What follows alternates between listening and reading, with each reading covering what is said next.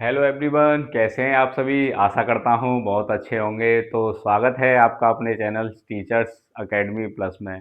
तो हमने पहले से ही आपको बताया था कि कौन कौन सी चीज़ें कैसे कैसे किस तरीके से चलेंगी।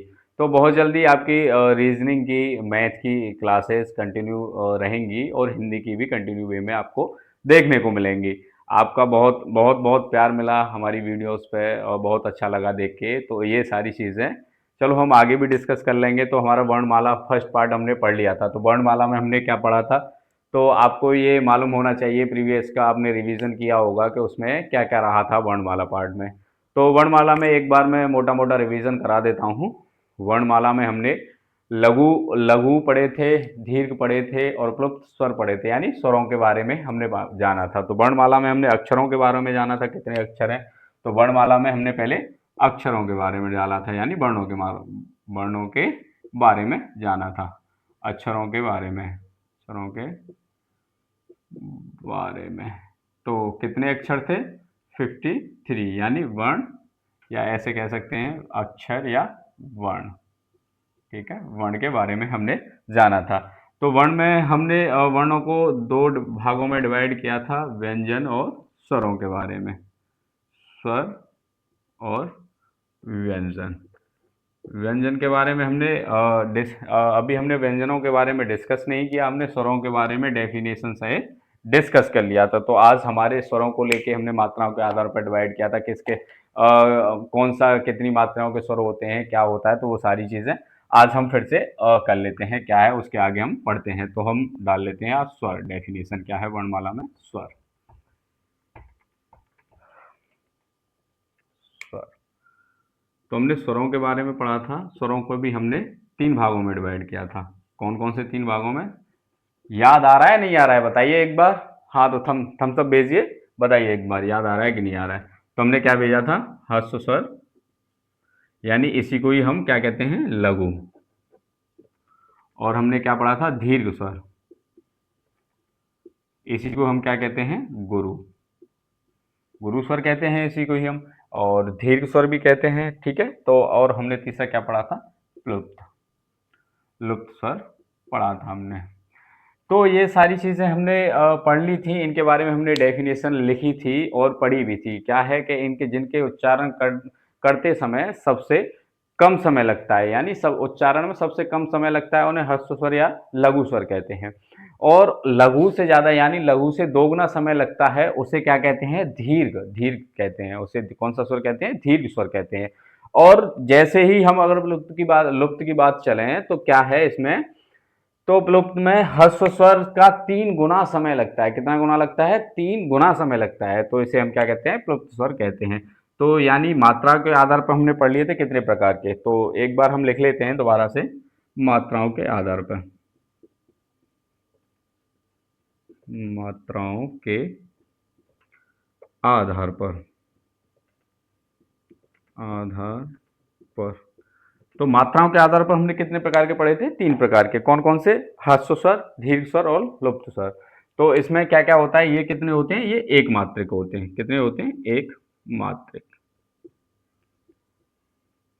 ये कितने होते हैं? ये द्विमात्रक होते हैं।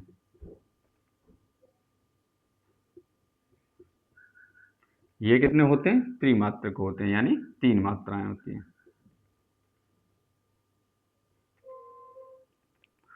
तो इनके बारे में हम डेफिनेशन के सहित पढ़ चुके थे। तो अब आज हम डालते हैं जीवा या प्रयत्न के आधार पर स्वर कितने प्रकार के होते हैं। तो मात्राओं के आधार पर हमने कितने प्रकार के पढ़ लिए थे? 3 प्रकार के पढ़ लिए थे। मात्राओं के आधार पर आपको कोई डाउट नहीं होगा। अगर कोई डाउट हो तो एक बार बताइएगा मुझे, और कमेंट सेक्शन में अपना कमेंट बताइएगा कि भैया ये डाउट है, ये हमारा क्लियर नहीं हुआ है। तो वो हम आपको कमेंट भी रिप्लाई करेंगे। ठीक है, तो आगे आ जाइए। आगे हम बात कर लेते हैं। लुप्त स्वर के बारे में हो गया, हर्ष स्वर के बारे में हो गया, आपका दीर्घ स्वर के बारे में। अब जीव के आधार पर हम बात कर लेते हैं, या प्रत्यन के आधार पर। तो डेफिनेशन डालिए, कितने प्रकार के होते हैं ये?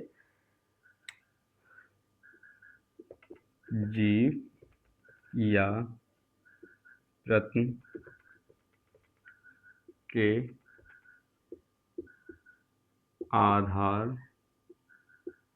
पर कितने प्रकार के होते हैं ये? दो प्रकार के। जीव या प्रयत्न के आधार पर कितने प्रकार के होते हैं? दो प्रकार के होते हैं। तो भैया कौन कौन से दो प्रकार के होते हैं, आइए बताते हैं कौन कौन से दो प्रकार के होते हैं। एक सॉरी जीव या प्रयत्न के आधार पर कितने प्रकार के होते हैं? तीन प्रकार के। एक मिनट, यहाँ थोड़ी सी गलती हो गई। तीन प्रकार के। तो जीव और प्रयत्न के आधार पर कितने प्रकार के होते हैं? तीन प्रकार के। कौन कौन से? अग्रस्वर, दूसरा मध्य स्वर, तीसरा पश्च स्वर। पश्च स्वर।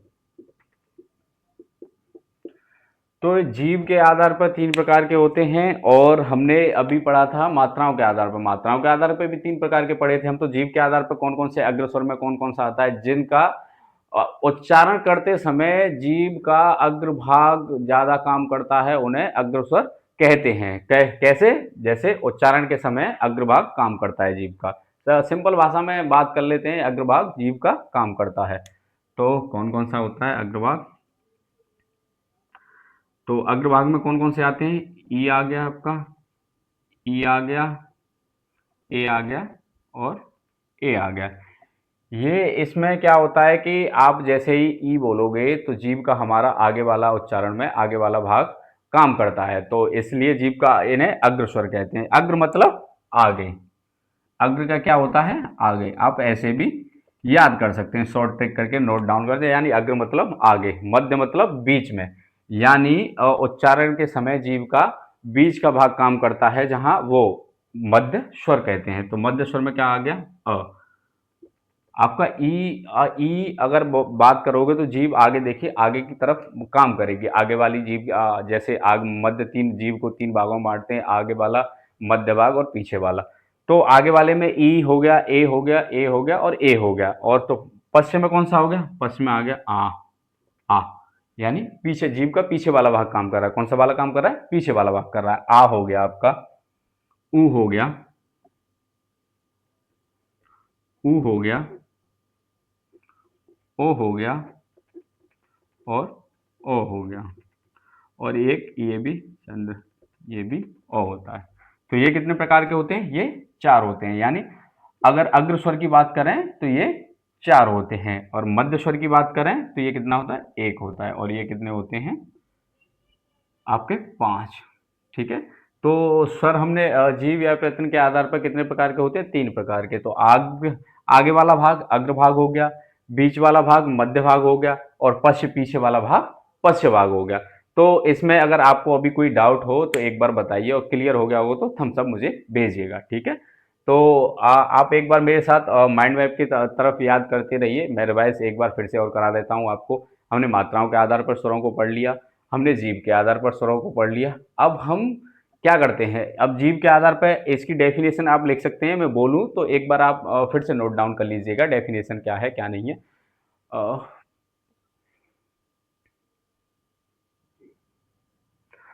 तो अग्रस्वर के बारे में हमने जान लिया क्या है क्या नहीं है। तो एक बार इसका स्क्रीनशॉट ले लीजिएगा, जिससे आपको याद रहे। फिर हम इसकी डेफिनेशन की तरफ बढ़ जाते हैं, डेफिनेशन कैसे कैसे क्या क्या करनी है। तो अग्रभाग में चलो डेफिनेशन लिख लेते हैं। ये एग्जांपल्स मैंने बता दिए कौन कौन से किस किस में आएगा, फिर से भी एक बार नोट डाउन करा दूंगा अगर कोई प्रॉब्लम हो तो। ठीक है। तो डेफिनेशन इनकी लिख लीजिए। अग्रभाग की क्या होती है? जिन वर्णों के उच्चारण में, जिन वर्णों के उच्चारण में जीभ का अग्रभाग, जिन वर्णों के उच्चारण में जीभ का अग्रभाग कार्यरत रहता है, कार्यरत रहता है, उन्हें अग्रस्वर कहते हैं। अग्रस्वर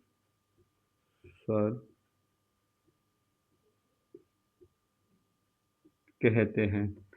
तो जिन वर्णों के उच्चारण में जीभ का अग्रभाग कार्यरत रहता है तो उन्हें अग्रस्वर कहते हैं। डेफिनेशन इस हिसाब से लिखते हैं एग्जाम्पल में, यानी एग्जाम्पल इसमें कौन कौन से आते हैं, उदाहरण में ले लेते हैं। ई हो गया, ई हो गया, ए हो गया और ए हो गया।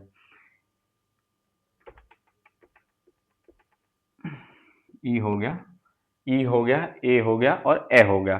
तो अग्रस्वर के बारे में आशा करता हूँ अग्रस्वर के बारे में आपको अच्छे से समझ आया होगा। नोट डाउन कर लीजिए एक बार या स्क्रीनशॉट ले लीजिए। मैं आगे फिर मध्य भाग की तरफ चलता हूँ।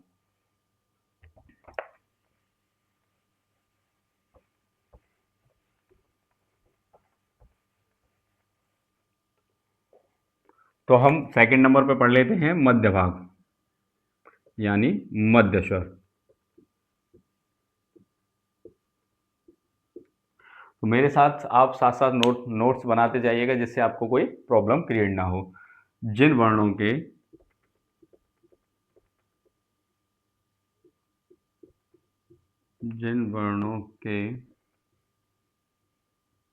उच्चारण जिन वर्णों के उच्चारण में जीव का मध्य भाग कार्यरत रहता है, उन्हें मध्य स्वर कहते हैं। देखिए आप एक बार मेरे साथ बोल के देखिए मध्य स्वर के बारे में। जिन वर्णों के उच्चारण में जीव का मध्य भाग यानी बीच का भाग, यानी बीच का भाग कार्यरत रहता है, उन्हें मध्य स्वर कहते हैं। एग्जाम्पल के तौर पर क्या लेते थे, उदाहरण में हमारा क्या आ गया, अगर मेरे साथ अब बोल के देखिए क्या बोलिए, अ। अगर में आपको आगे या जीव का कोई आगे वाला भाग या पीछे वाला भाग कार्य थोड़ी ना कर रहा है, बीच में से जीव का जो मध्य भाग है वो बीच का काम कर रहा है, बीच वाला जीव का बीच वाला भाग कार्य कर रहा है, तो उसे क्या कहते हैं, अ बोलिए मेरे साथ, अब बोलेंगे तो आपको मालूम पड़ जाएगा पूरी चीजें। तो एक बार स्क्रीनशॉट लेना चाहें तो स्क्रीनशॉट ले लीजिए, मैं इसको रफ कर रहा हूं, फिर हम आपके अपश्य स्वर के बारे में बात करेंगे।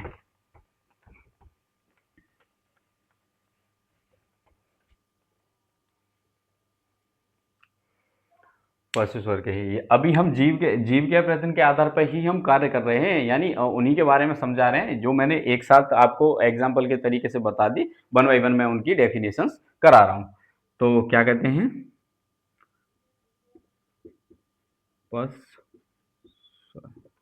पश्च स्वर मतलब यानी पीछे, जो पीछे वाले, पीछे यानी जीव का पिछला भाग कार्यरत रहता है। तो इसकी डेफिनेशन ऐसे लिख लेते हैं, जिन वर्णों के उच्चारण में जीव का पश्च मतलब पीछे वाला भाग, पश्च मतलब पीछे वाला भाग, जीव का पश्च यानी पीछे, पश्च भाग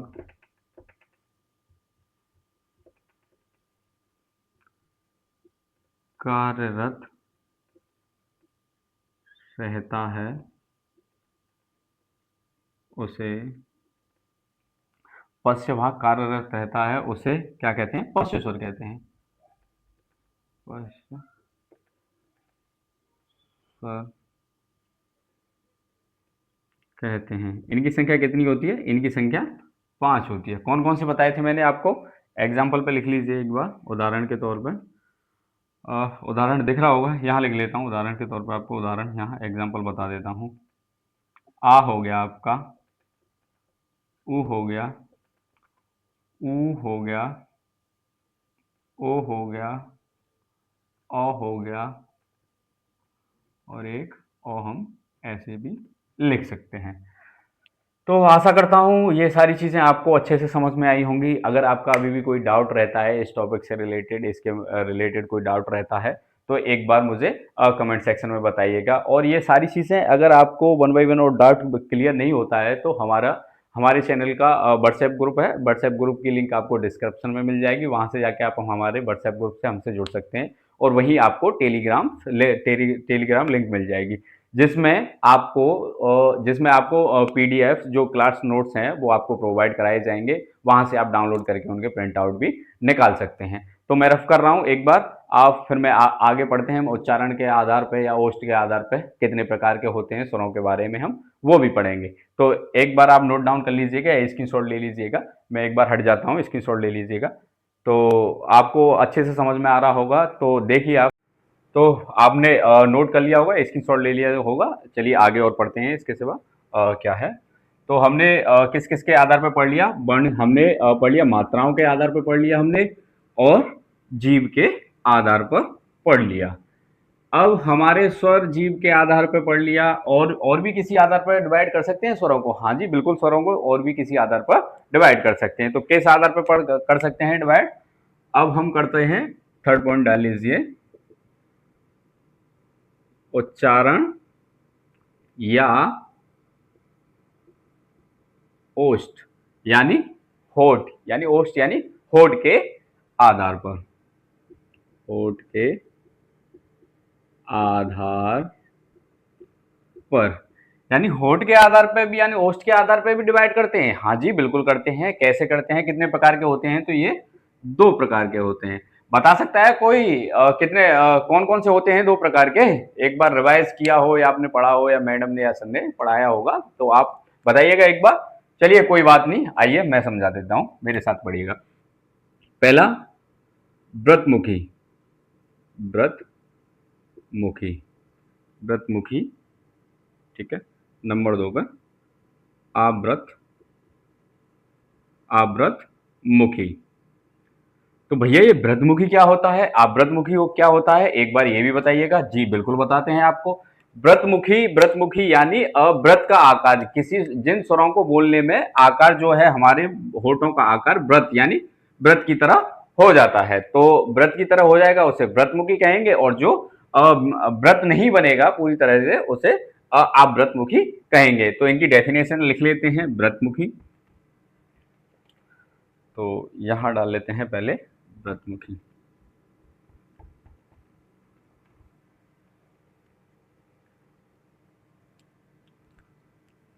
व्रतमुखी जिन वर्णों को, जिन, मेरे साथ बोलिएगा आप और नोट भी कीजिएगा साथ साथ, ठीक है। तो यहाँ क्लास में याद हो जाएगा, आपको कोई पेंडिंग काम नहीं पड़ेगा। तो जिन वर्णों का, जिन वर्णों के उच्चारण में, जिन वर्णों के उच्चारण में होठ वृत्ताकार यानी वृत्ताकार के, जिन वर्णों के उच्चारण में होठ वृत्ताकार के रूप में वृत्ताकार हो जाते हैं, वृत्ताकार हो जाते हैं यानी वृत्ताकार की आकृति के हो जाते हैं, या ऐसे कहते हैं वृत्ताकार हो जाते हैं, या वृत्ताकार आकृति के हो जाते हैं, उन्हें क्या कहते हैं, वृत्ताकार आकृति के हो जाते हैं, उन्हें क्या कहते हैं, व्रतमुखी। तो भैया इसमें स्वर कौन कौन से आते हैं, ये तो हमने जान लिया कि व्रतमुखी किसे कहते हैं। जिन वर्णों के उच्चारण में होठ व्रत की तरह हो जाते हैं यानी व्रत की आकृति के वृत्ताकार आकृति में बदल जाते हैं, तो ऐसे क्या कहते हैं। अब भैया हैं कौन कौन से ये तो बता दीजिए, अपने डेफिनेशन तो बता दी। अब हमें मालूम कैसे पड़ेगा क्या क्या क्या होगा क्या क्या नहीं होगा, तो हमें मालूम कैसे पड़ेगा। तो एग्जाम्पल पे ले लेते हैं हम ये सारी चीजें क्या है। तो एग्जाम्पल में कौन सा आएगा, ऊ। अगर आप ऊ बोलिएगा, ऊ ऊ बोलोगे तो मुंह की आकृति गोल हो जाएगी यानी वृत्ताकार हो जाएगी। ऊ, ओ, ओ, ओ। अगर हम इनको बोलेंगे तो ये वृत्ताकार आकृति में बदल जाएंगे। अब दूसरे ये नोट कर लीजिएगा, रफ कर देता हूं, फिर हम आवृतमुखी के बारे में बात करेंगे। एक बार नोट कर लीजिएगा, स्क्रीनशॉट ले लीजिए, मैं हो जाता हूं। तो आशा करता हूँ आपने नोट कर लिया होगा या स्क्रीनशॉट ले लिया होगा। चलिए आगे करते हैं। इन्हें वृत्ताकार या गोलाकार भी कह सकते हैं, जैसे वृत्ताकार या गोलाकार भी कह सकते हैं, गोलाकार हो जाते हैं। तो हम दूसरे पे पढ़ लेते हैं, आवृतमुखी। नंबर 2, आवृतमुखी।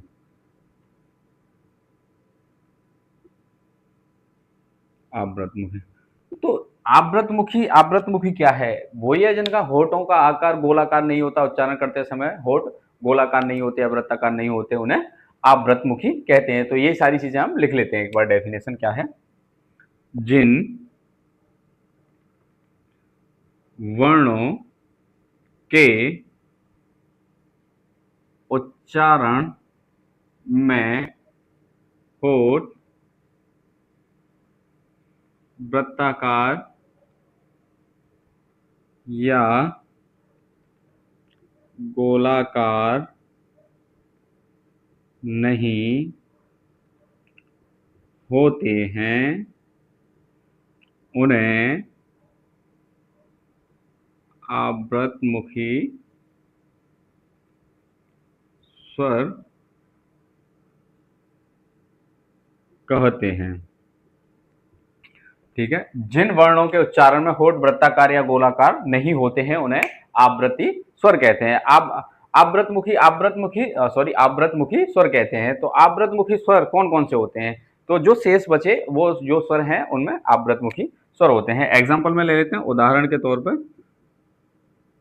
उदाहरण में कौन कौन से आ जाएंगे हमारे? अ बचा, अ आ जाएगा, आ जाएगा। क्या इनको बोलते समय क्या गोलाकार या वृत्ताकार, आप बोल के रियलाइज कीजिएगा, क्या हमारे मुंह के होठों की आकृति वृत्ताकार या गोलाकार हो रही है? हो रही है तो आपके वृत्ताकार में जाएंगे, अगर नहीं हो रही है तो आप वृत्ताकार आवृतमुखी में आ जाएंगे। तो कैसे कैसे होती है देखिए, अ हो गया, आ हो गया, ई हो गई, ई हो गई,